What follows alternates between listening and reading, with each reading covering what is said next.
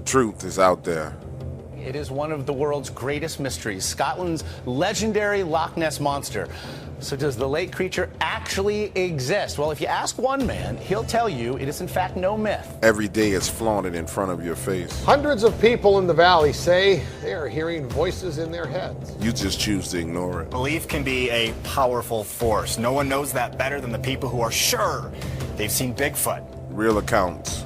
He says he knows who's playing mind games. Rogue government officials that are sponsoring this, also corrupt business officials, and private citizens. From real people. Hundreds of people turned out tonight for the unveiling of a very controversial statue. Yeah, it really is. The Satanic Temple of Detroit revealed the 1-ton bronze statue. It's time for you to take a swim. I'm just excited to see my Lord and Savior Baphomet represented in such glorious Italian stone. I do hope his eyes gaze upon me, and that my allegiance is recognized. In the dark waters.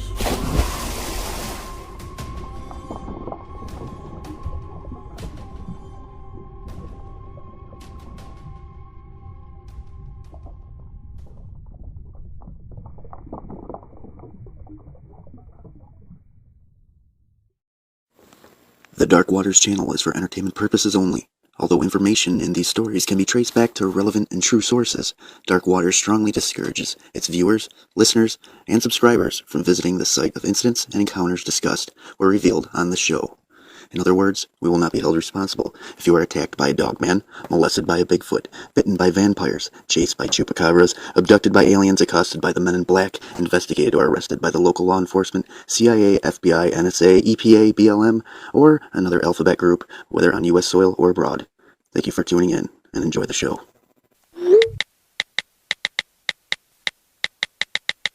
Alright, this is going to sound weird. You see, I was married to my ex-wife for 13 years. Together, we had 2 sons and a daughter from that marriage. My ex-wife got ill and died 2 years ago while she was living with my daughter. Shortly after her death, our children started stressing about what to do with the house. They didn't know if they should sell it as is or try and fix it up to get more money for the sale. They had just made a decision after several days of stressing. My daughter got a text message on her phone. It was from Mom. In actuality, it was from my mother's landline, and that phone had been disconnected for over several months. As you can imagine, my daughter was completely and totally freaked out. But at the same time, it was a little comforting to her because she was still grieving. Now, there was no message. She got the distinct impression that her mom was saying that she agreed with their decision. A couple of days later, she was planting some flowers that were given to her in memory of her mother and couldn't decide which ones to put where. She finally made a decision, and within minutes, her cell phone beeped, and she had another text message from her mom. Now, one of the things my ex-wife always wanted to do was visit her hometown. She never got a chance to go back there. I mean, I remember her talking about the great memories she had growing up in her younger years, how she wanted to see the harbor and wanted to see the ocean. So when she passed, her body was cremated. My children wanted to take her ashes back to her hometown and drop them in my ocean.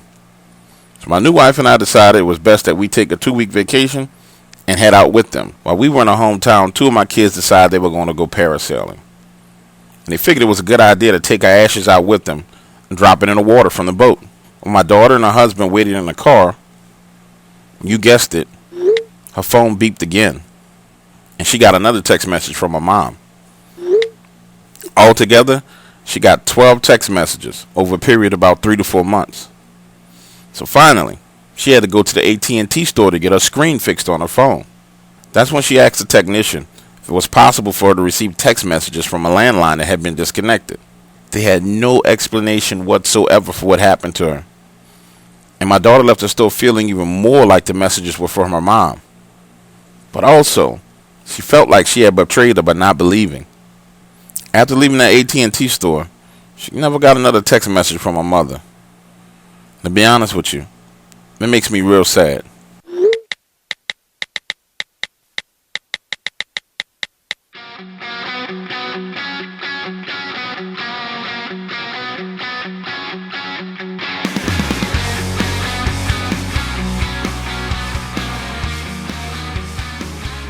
In college, I did a lot of wild things.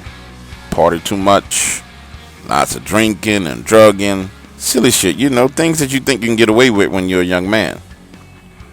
I made one decision that would change my life forever. See, I went to Louisiana State University, or LSU.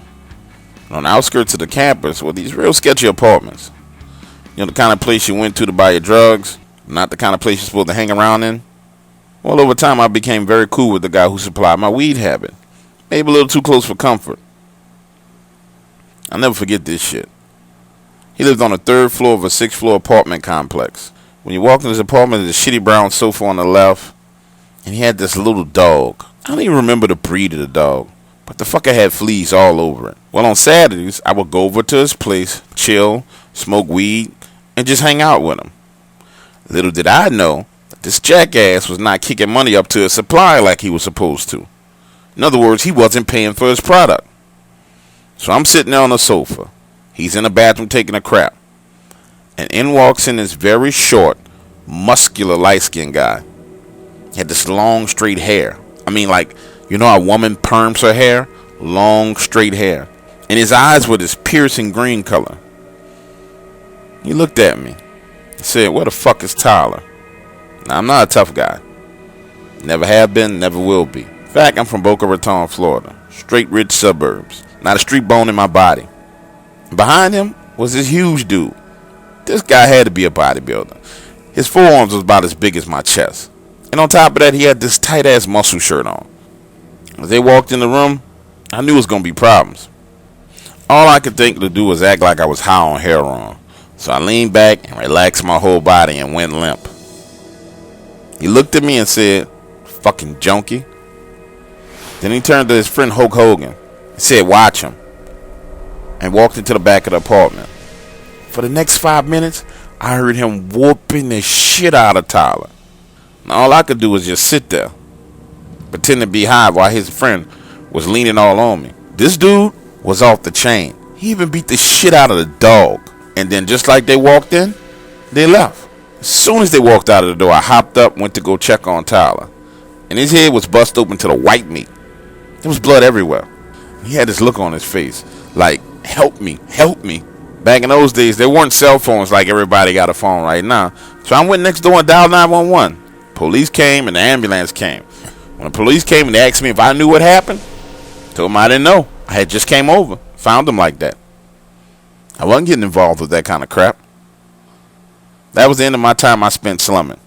I stopped smoking weed, and I went on to graduate. Later, I learned that much of the drugs supplied to the campus were supplied by that very same guy. I made a mental note of that shit. Never, ever, ever fuck with him.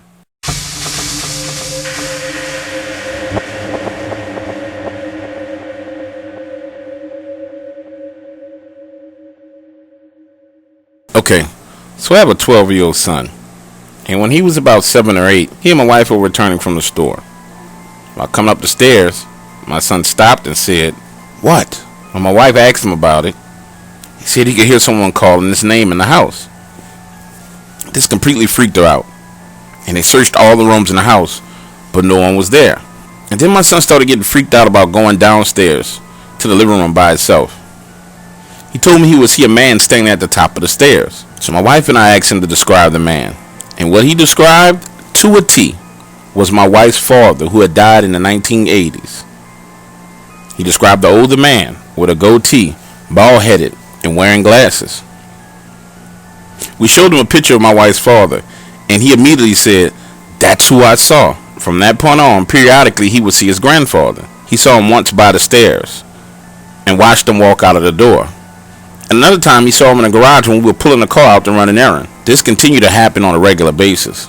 Finally, until it got to the point where it was really starting to bother him. So my wife went into his room one night and said out loud, "Dad, I know you're watching over him, but you're freaking him out, and we need you to back off." After that, the sightings did die down. Now my son has reported seeing his grandfather off and on since then, but nowhere near as bad as it was. Also, my son has had 2 dogs in the course of his lifetime, both who died. And every now and then he'll tell me, "Dad, I saw a dog." This caused me to sit down and have a conversation with my son and explain to him that just maybe he might be sensitive to the other side. Now, he doesn't tell us every time he sees someone, But if I ask, he'll say, yeah, I think I see dead people.